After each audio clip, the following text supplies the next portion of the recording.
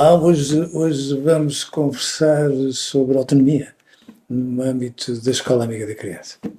Ahm, e autonomia porque eu acho que acaba por ser, enfim, uma qualidade, em boa verdade é uma qualidade, que é transversal a tudo o que se passa na vida das crianças dentro da família e dentro da escola, já para não falar em tudo o resto que elas fazem.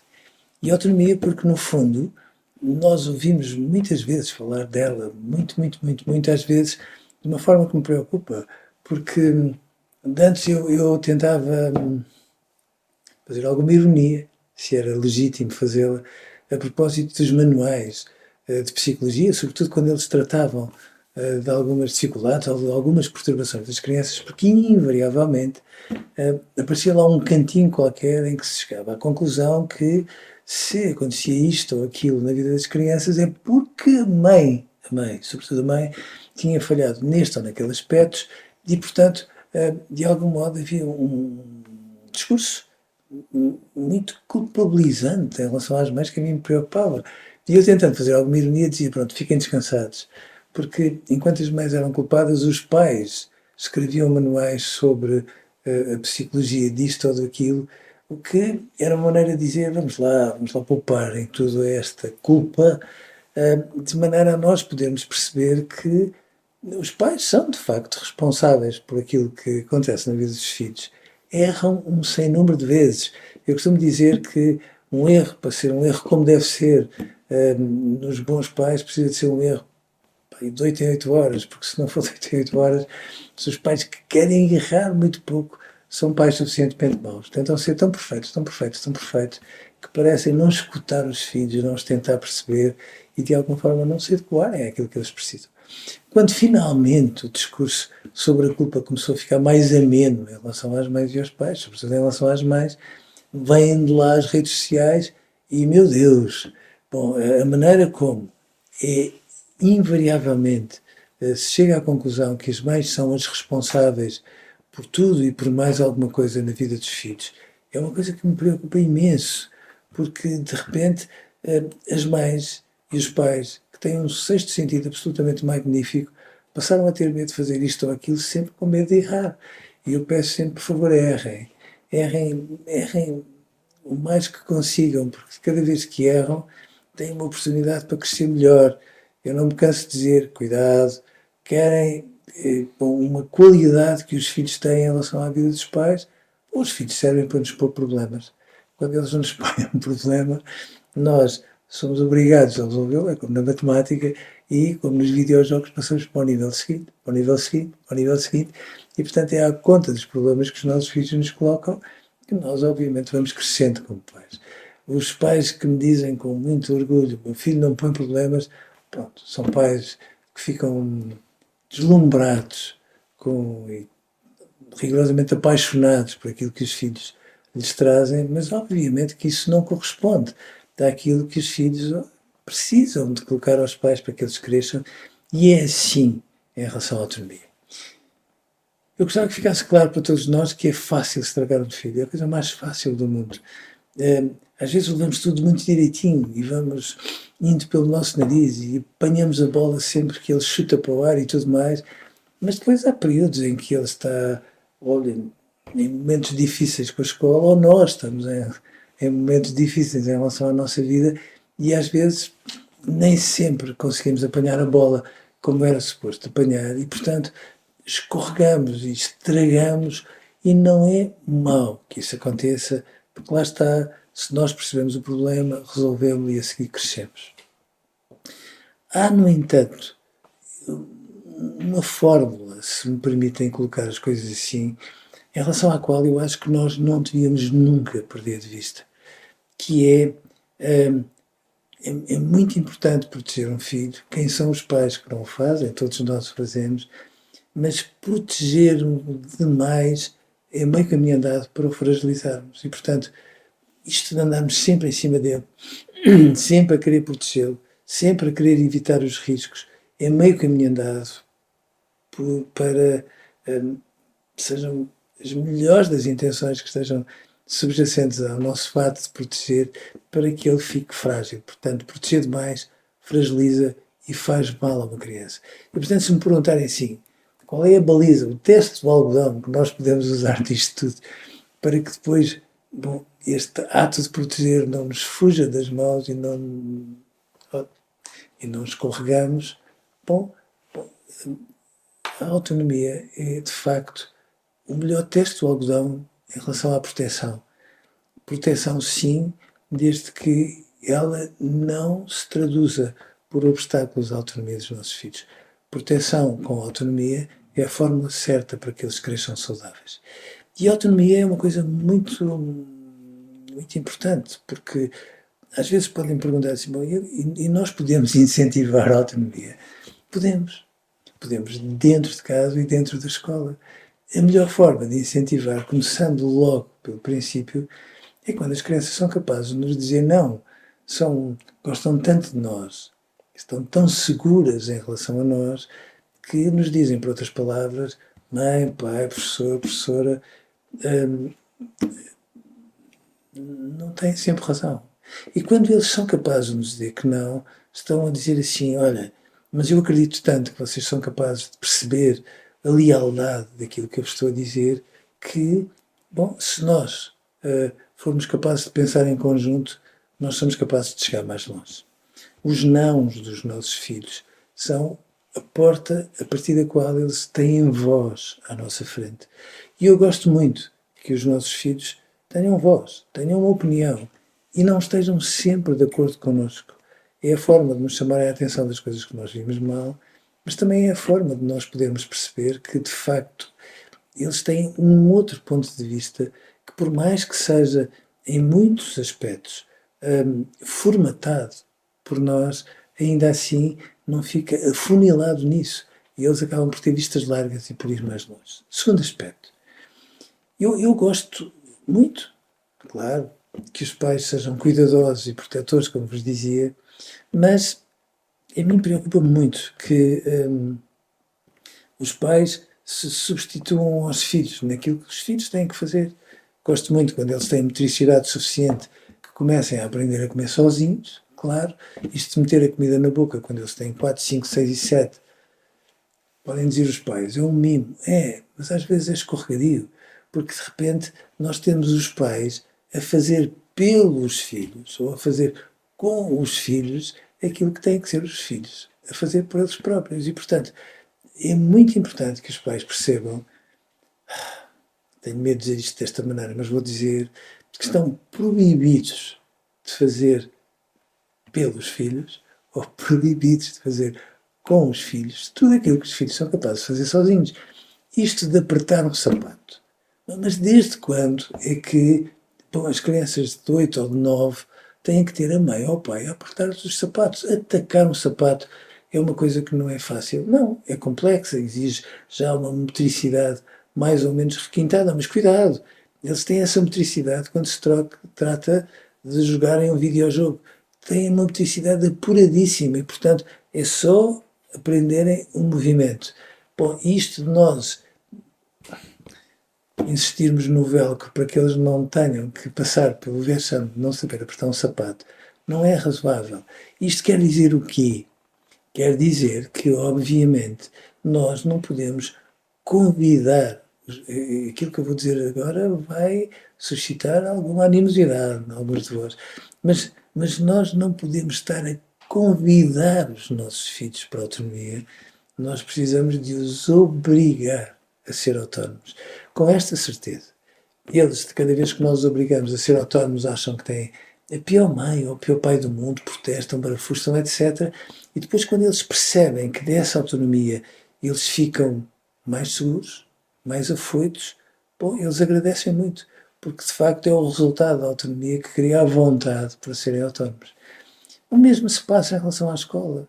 Por favor, mas porquê que, por mais que as mães tenham um coração deste tamanho, porquê que se vulgarizou esta fórmula de sucesso do género, ele faz os trabalhos de casa desde que eu esteja ao lado dele? Isto não tem pés nem cabeça, porque evidentemente que ele tem a mãe, regra geral, é assim que acontece, ali ao lado dele a fazer os trabalhos quando tem 6, 7 e 8, Mas depois a mãe não pode continuar a estudar por ele quando ele tem 12, 13 ou 14. E acreditem, há escolas que dão aulas de compensação às mães e aos pais, que lá vai são sobretudo as mães, para que elas depois estudem melhor com os filhos, ou às vezes pelos filhos. Eu passo a vida a ver mães que fazem resumos da matéria para que os filhos aprendam e dir-me, elas estão a ser boas mães. Não, mas quem põe isso em dúvida? Eu não, de certeza. Mas na prática não estão a ajudar. Porque depois o que é que acontece? Eles têm uma infinidade incrível de explicadores.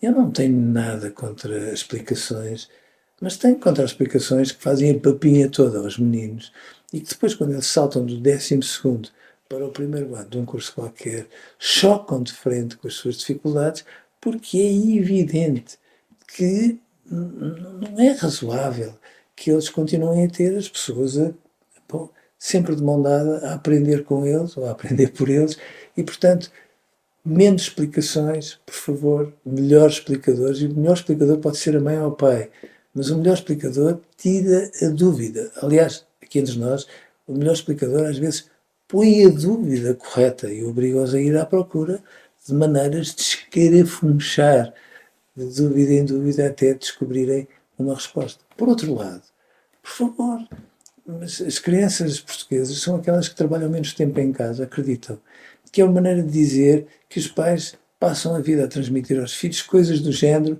bom, o que é importante é a escola, o teu trabalho, bom, tudo o resto não te preocupes. E tudo o resto às vezes é pôr a mesa, levantar a mesa, arrumar o quarto. E aquilo que eu passo a vida a ver são as mães a barafustar ao sábado, enquanto arrumam o quarto. Notem, este pormenor faz diferença. Enquanto arrumam o quarto, bom, sempre a dizer que tu não arrumas nada. Bom, uma criança saudável tem todas as qualidades do mundo para arrumar e há mães e pais que fazem um figurão quando dizem assim, olha, tens meia hora para arrumar o quarto. Se não o arrumares, fica descansado, tudo num saco, vai ali para a garagem e depois traz o tempo que seja razoável para perceberes o que é bom e o que é de deitar fora. Porque o quarto dos adolescentes é assim um sítio com autonomia administrativa lá em casa em que eles digam não, não, não, não, eu oriento na minha confusão ou na minha desarrumação. Bom, e é um caos onde às vezes se misturam t-shirts transpiradas com roupa acabada de lavar, o canhoto de um filme em que foram com alguém muito especial para eles e de repente barafunda, barafunda, barafunda, barafunda. E é óbvio que os pais, no seu bom senso, têm toda a legitimidade para dizer assim, bom, a autonomia não é incompatível com a autoridade dos pais. Ora, é essa. Eles podem dizer que não, mas obviamente que há quem defina regras e que estas regras são aquilo que é indispensável para que eles cresçam, percebendo que, bom, a autonomia se faz com regras. Melhores pais significa muitas vezes melhores regras.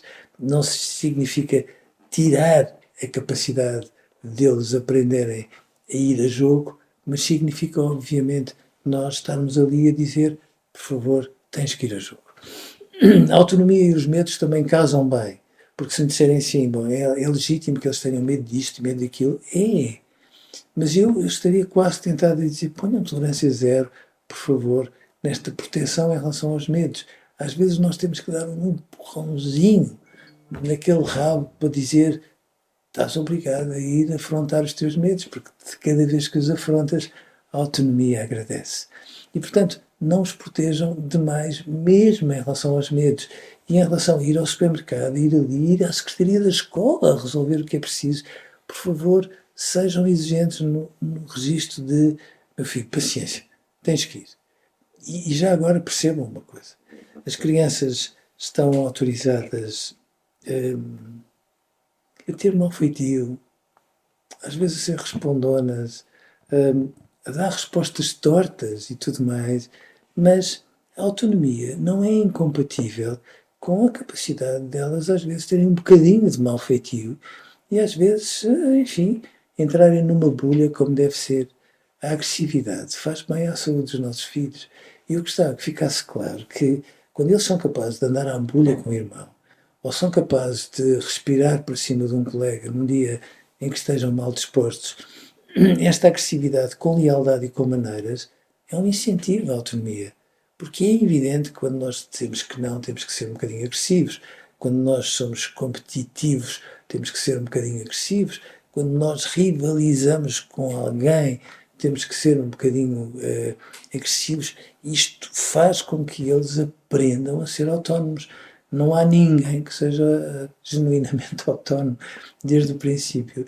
E é muito bom que os pais, quando reparam que há um filho que é mais dependente e outro mais autónomo, isso significa que aquele que é mais dependente tem a mãe e o pai ali a pôr-lhe a mãozinha por baixo e que o que é mais autónomo agradece porque vai subindo nas sondagens à conta da autonomia que os pais lhes dão e, portanto, a autonomia aprende-se, aprofunda-se e é muito importante que, de alguma forma, os pais não percam de vista que tem uma importância muito grande a esse nível. E que os professores, quando os pais às vezes escorregam e falham aqui ou ali, incentivem esta autonomia dando-lhes voz.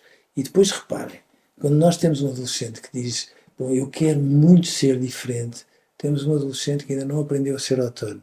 Eu gostava que nós todos não perdêssemos de vista que a autonomia se aprofunda em presença das pessoas que estão ao pé de nós.